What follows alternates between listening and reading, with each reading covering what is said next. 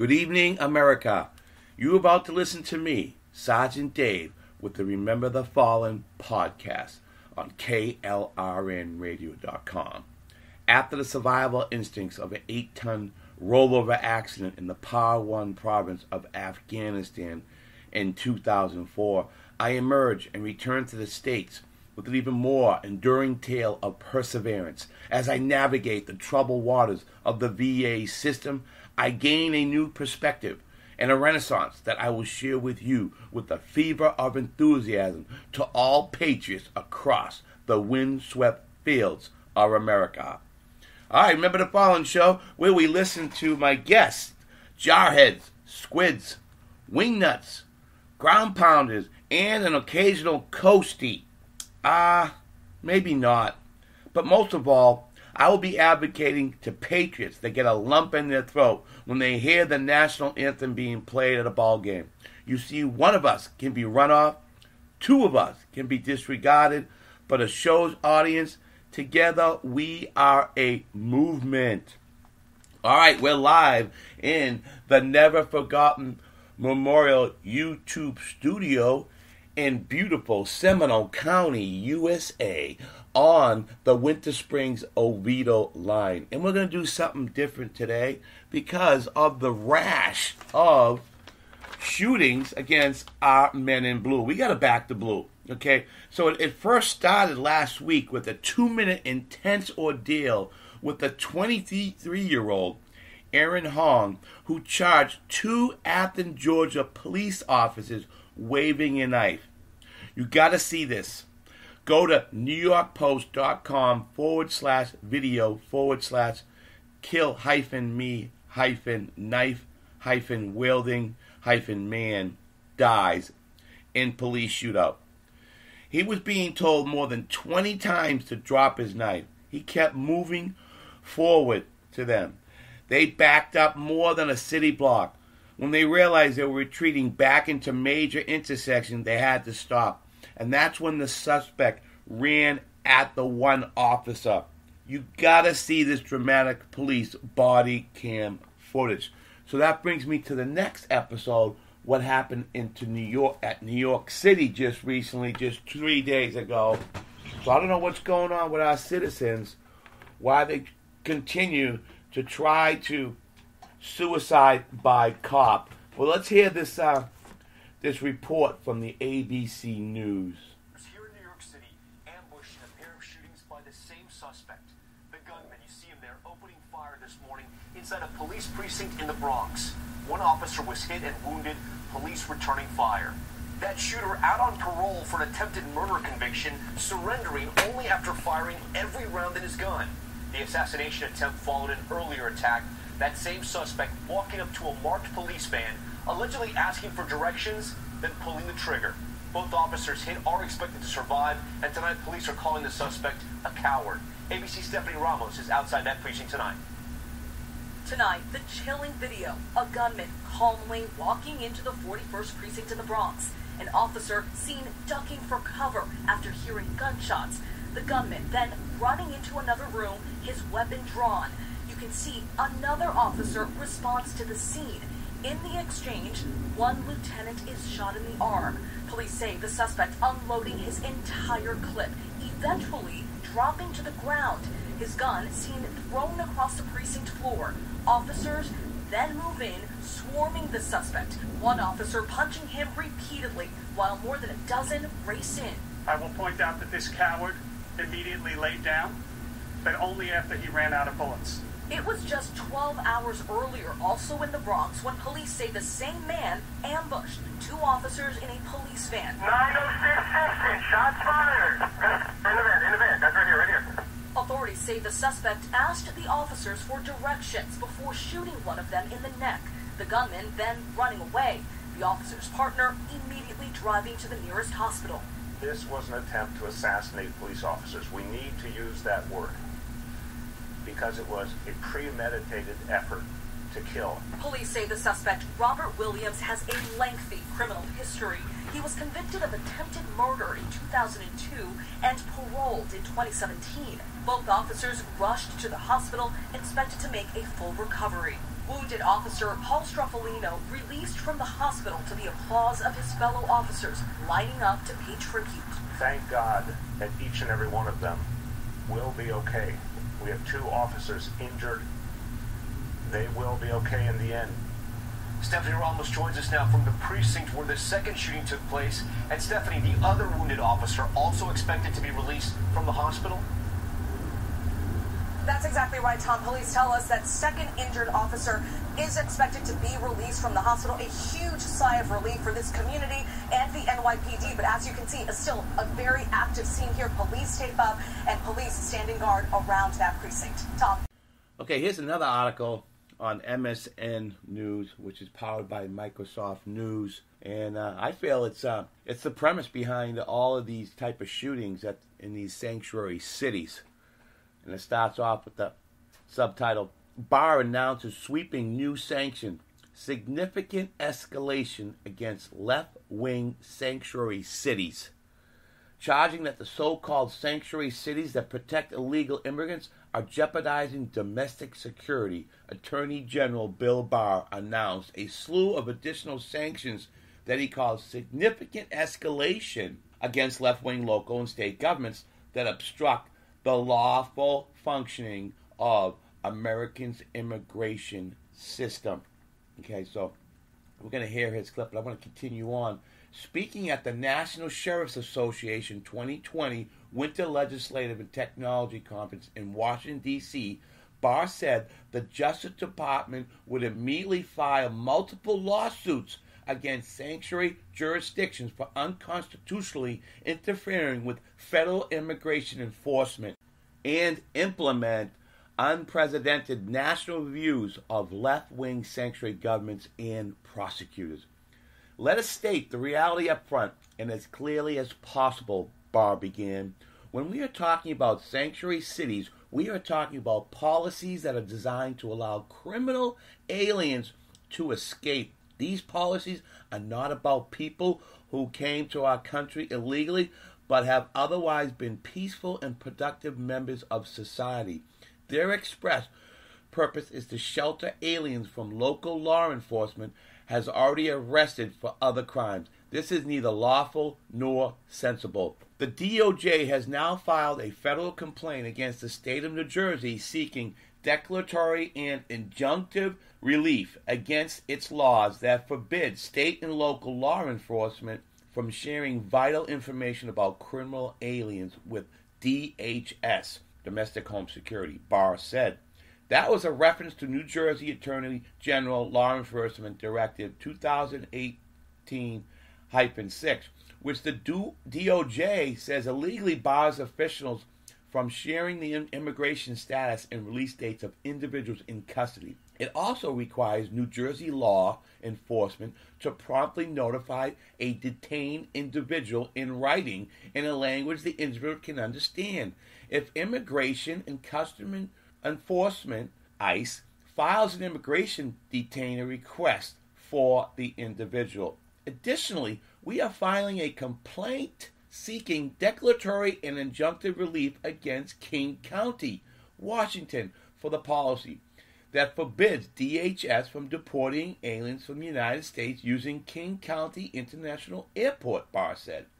The lawsuit targets King County Executive Order PFC-7-1-EO, which the DOJ said has dramatically increased operating costs for ICE, as detainees have had to be transported to Yakima, Washington.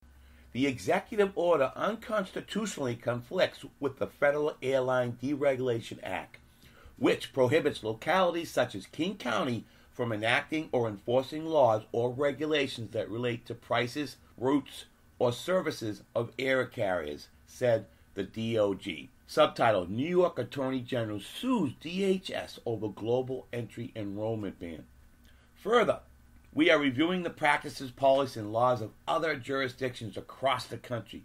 This includes assessing whether jurisdictions are complying with our criminal laws, in particular, the criminal statute that prohibits the harboring or shielding of aliens in the United States, Barr added, noting that the DOJ would support DHS with federal subpoenas to access information about criminal aliens in the custody of uncooperative jurisdictions. And Barr said, we are meticulously reviewing the actions of certain district attorneys who have adopted policies of charging foreign nationals with lesser offenses for the express purpose of avoiding the federal immigration consequences of those nationals' criminals' conduct in pursuing their personal ambitions and misguided notions of equal justice.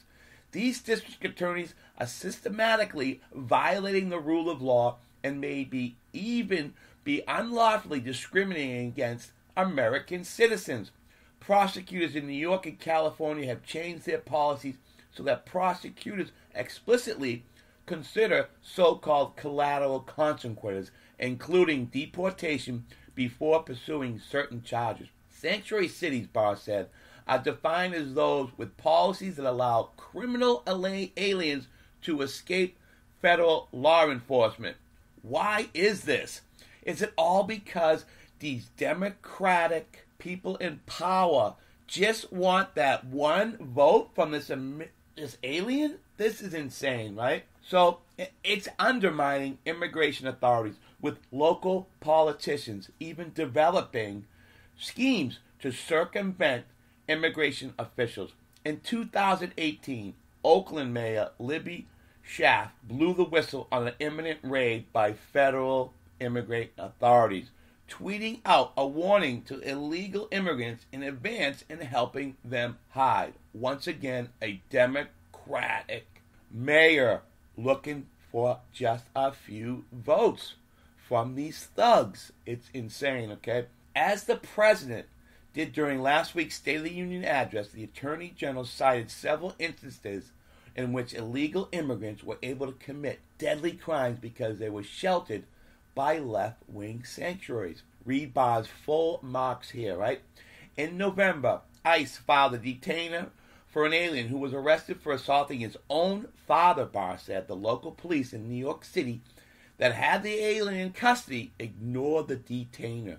So the alien was released onto the streets. And last month, he allegedly raped and killed 19-year-old Maria Fortes, affectionately known as Abuelita, a fixture of her Queens neighborhood. And in October 2017, DHS identified a convicted criminal alien with 4 prior removals at a city jail in Washington State. Barr continued. DHS filed a detainer. Subsequently, the alien fought with jail staff and was taken to a local medical center for treatment. But after receiving treatment, local officials released the alien in violation of the detainer. Oh, wow, violation. In January 2018, the alien was arrested and booked for murdering and dismembering his cousin. These guys are ruthless. And all for a vote. I don't get it, man. I do not get this. Okay?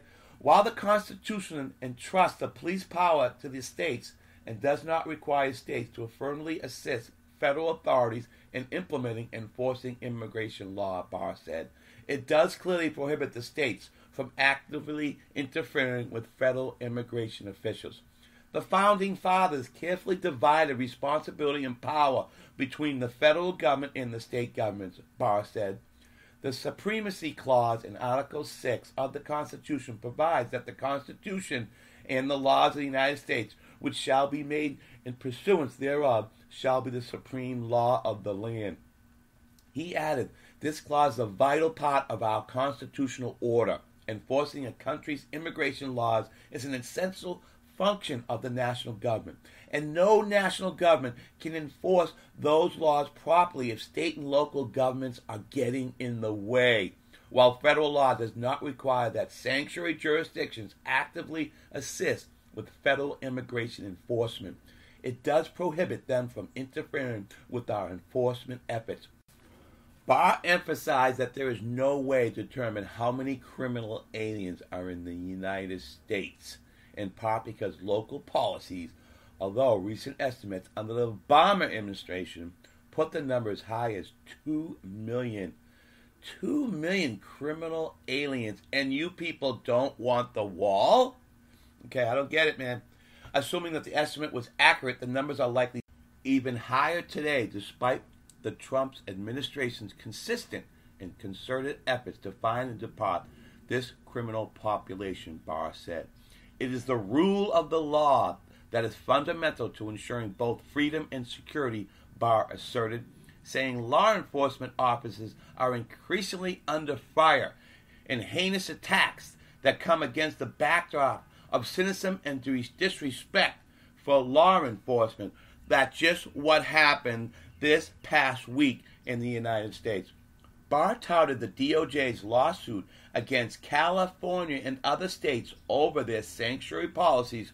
The suit over California involves the law prohibiting the federal government from conducting operations in its own affiliated private immigration facilities and detention centers. The law, Barr said, was a blatant attempt by the state to prohibit DHS from detaining aliens and to interfere with the ability of the Bureau of Prisons and the U.S. Marshal Service to manage federal detainees and prisoners.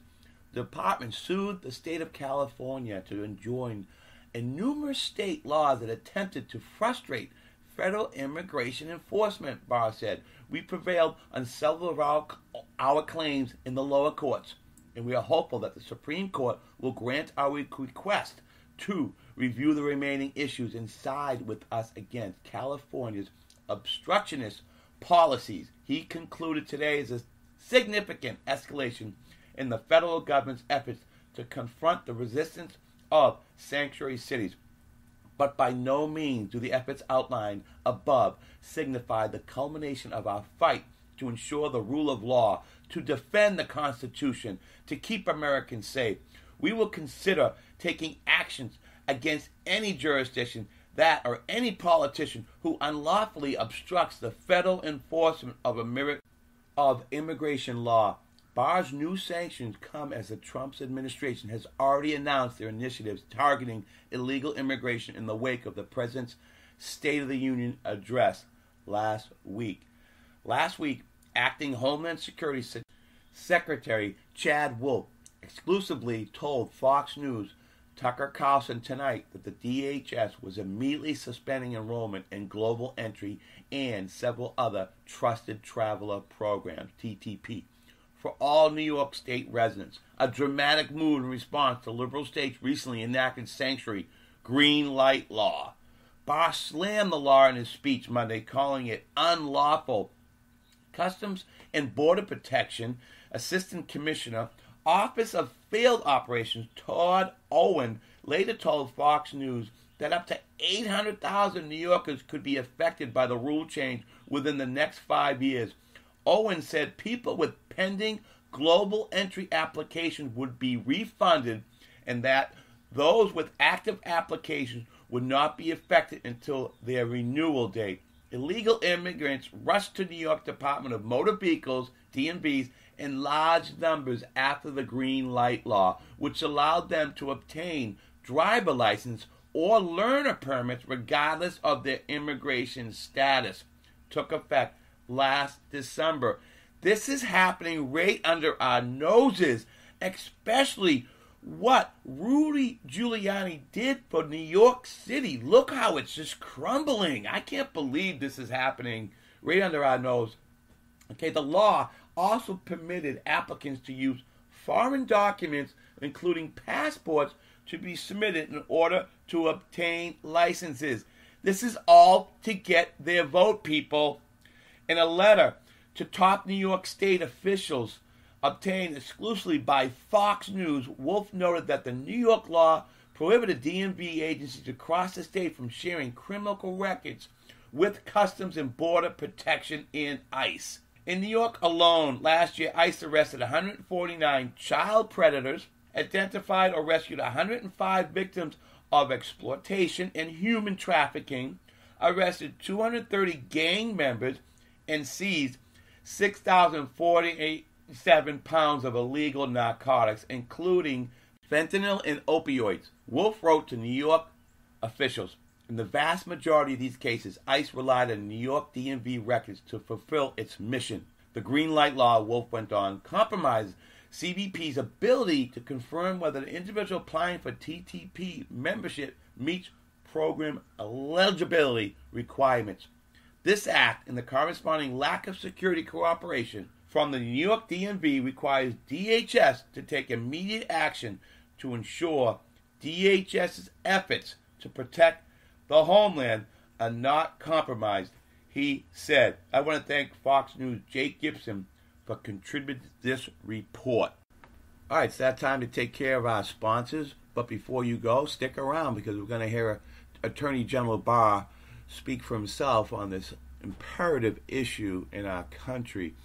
All right, so you fit veterans in the audience, get down and give me 22 everyday push-ups for the veterans that will die of suicide tomorrow. 16th, switch to Sprint and get $100 via prepaid MasterCard. That's right, you'll get $100 when you switch. There's never been a better time to switch. Stop by your local Sprint store during Sizzling Sprint Week now through February 16th to learn more. Requires port online registration and 45 days of service on a new line before card ships. One per account. Card terms, conditions, and exclusions apply. Member FDIC. Restrictions apply.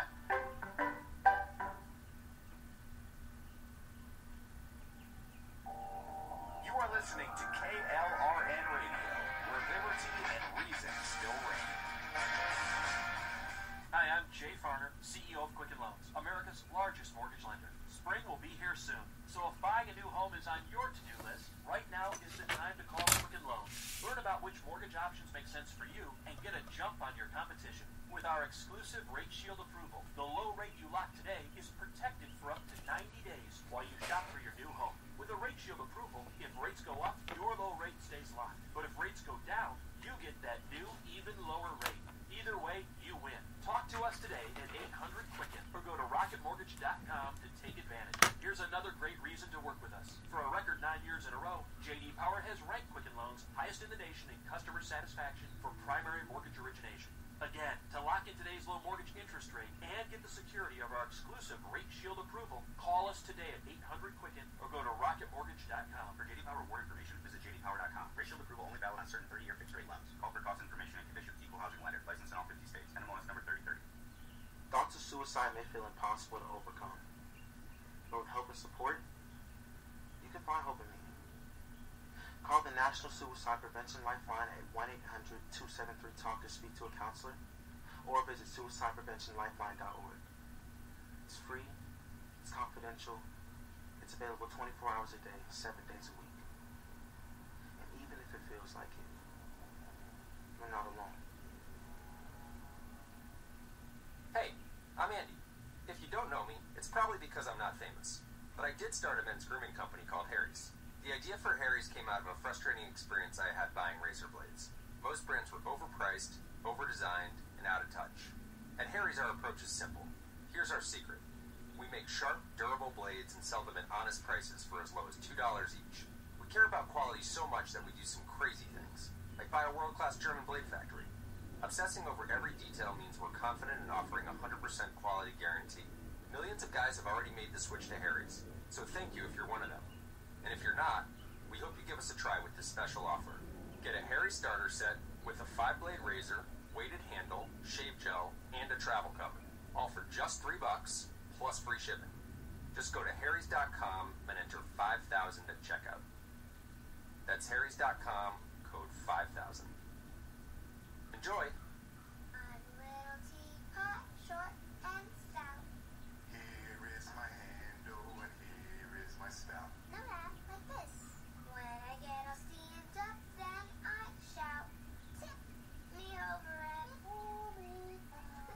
This is WWE superstar Roman Reigns. It only takes a moment to make a moment. Take time to be a dad today. Visit fatherhood.gov, brought to you by the U.S. Department of Health and Human Services and the Ad Council. KLRN Radio has advertising rates available. We have rates to fit almost any budget. Contact us at advertising@klrnradio.com.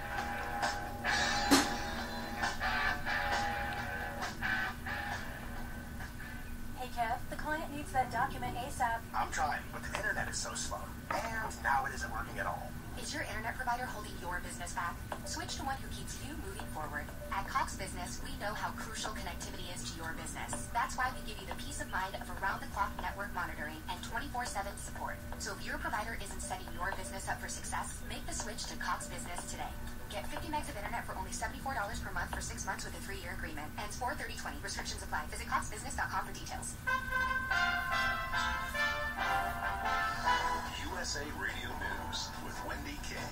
In the New Hampshire primary, Senator Bernie Sanders is leading among Democrats in the First of the Nation primary. Former South Bend, Indiana Mayor Pete Buttigieg is just behind him in the polls. Meanwhile, Colorado Senator Mike Bennett and entrepreneur Andrew Yang have announced they are suspending their campaigns. Yang said he saw his numbers dropping. You know, I am the math guy, and it is clear tonight from the numbers that we are not going to win this race. It's also disappointing for supporters of Joe Biden and Elizabeth Warren, who are not in line to win any delegates in New Hampshire.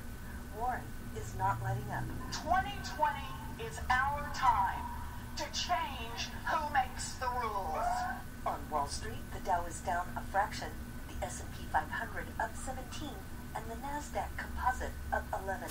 This is USA Radio News. Optimism for America's small businesses is continuing to run near all-time highs, as we hear from USA's Chris Barnes. The National Federation of Independent Business saying its index of small business optimism rebounded from a small dip at the end of last year, rising to 104.3 points in January.